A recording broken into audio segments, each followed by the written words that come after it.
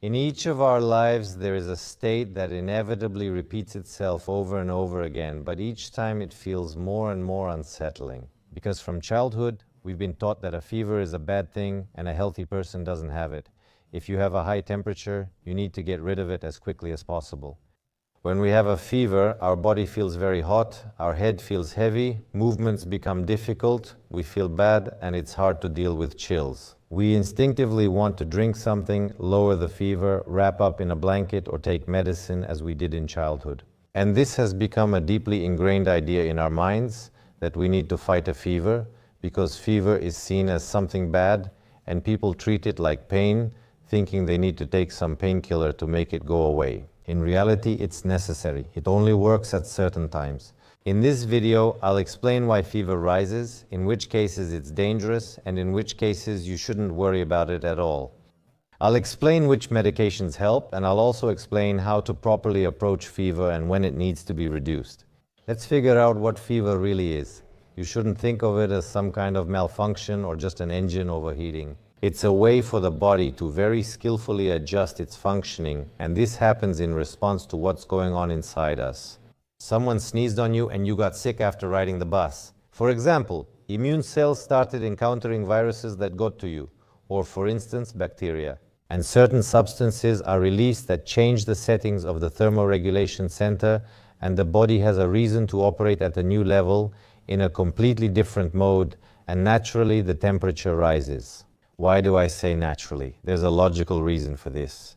And there is absolutely nothing dramatic about this. It's just that the body itself changes the conditions and adapts its inner world to the fact that it has come into contact with an infection. The thing is, viruses and bacteria are very dependent on the temperature of their environment. What about us?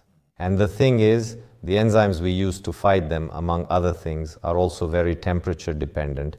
And even a slight increase in temperature makes all these enzymes work more effectively, while the viruses become less effective. It's harder for them to reproduce at this higher temperature, and for immune cells, on the contrary, it becomes much easier.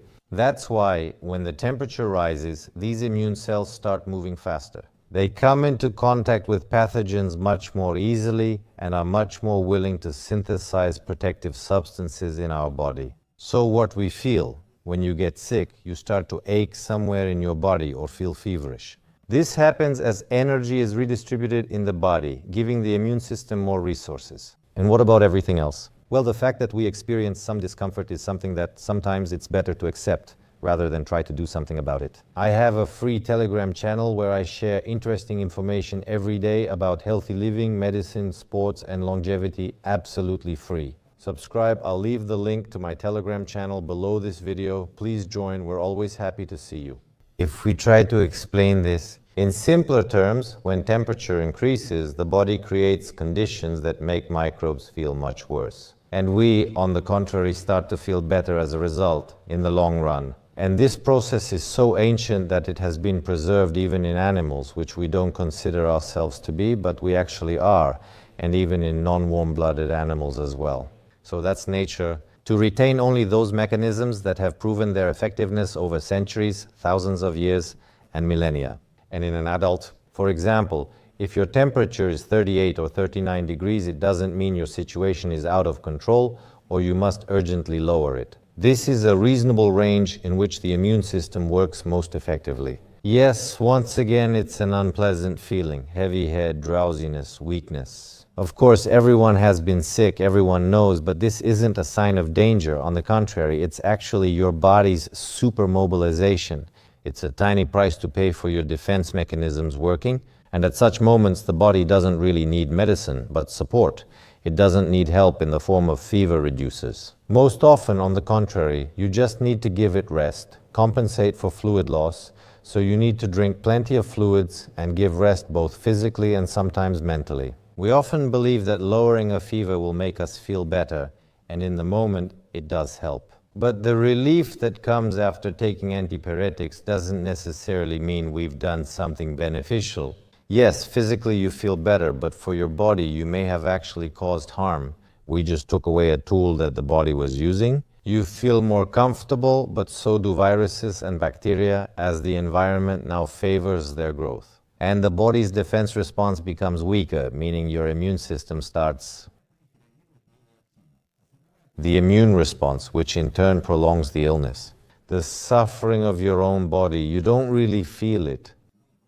In reality, recovery takes much longer and you may have many more consequences. That's why in the evening the temperature rises again after taking the fever reducer, because the bacteria haven't gone anywhere, because your body still reacts to them, because a fever reducer is not a method of symptomatic treatment.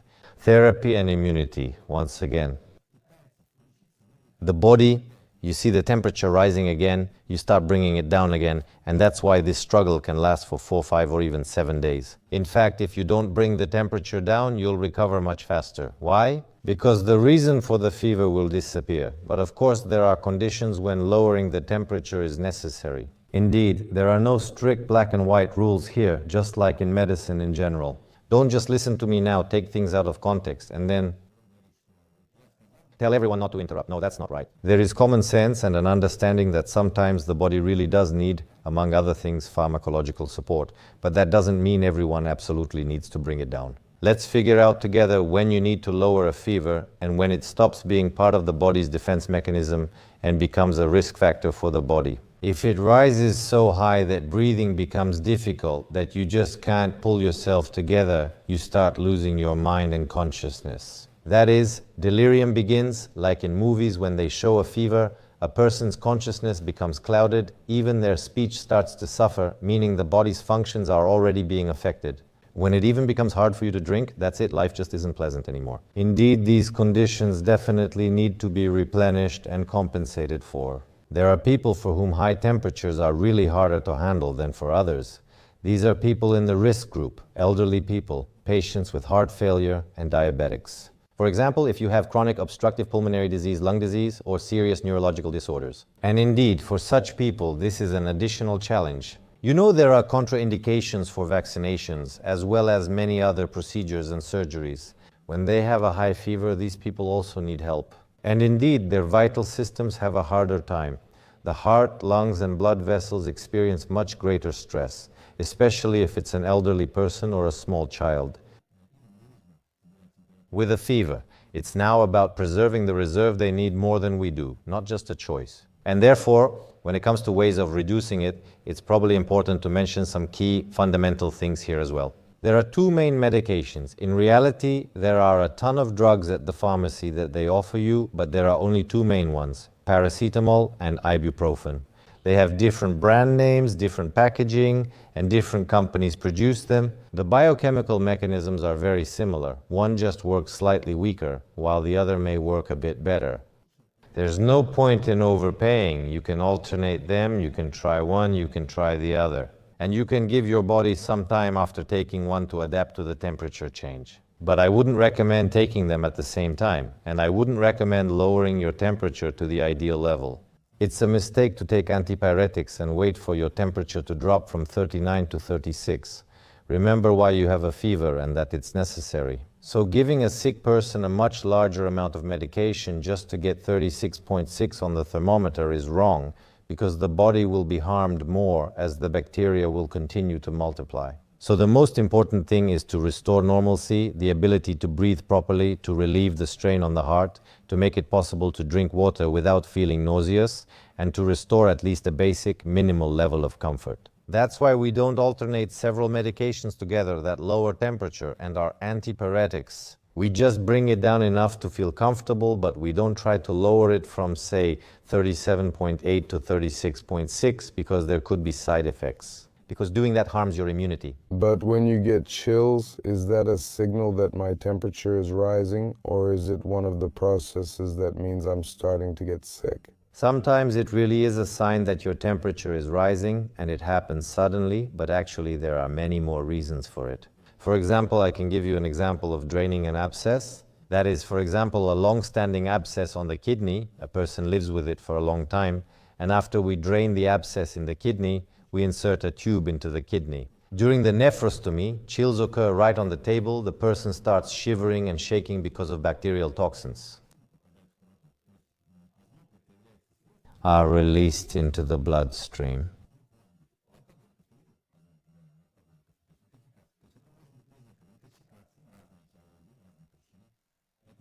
revolution under A.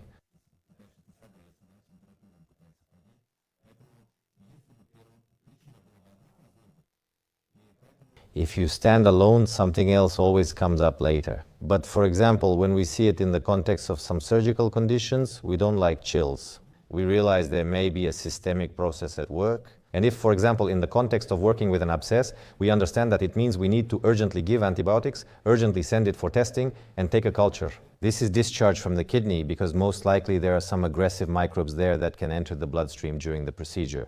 If I start getting sick and I begin to have chills, it means that I have come down with something serious.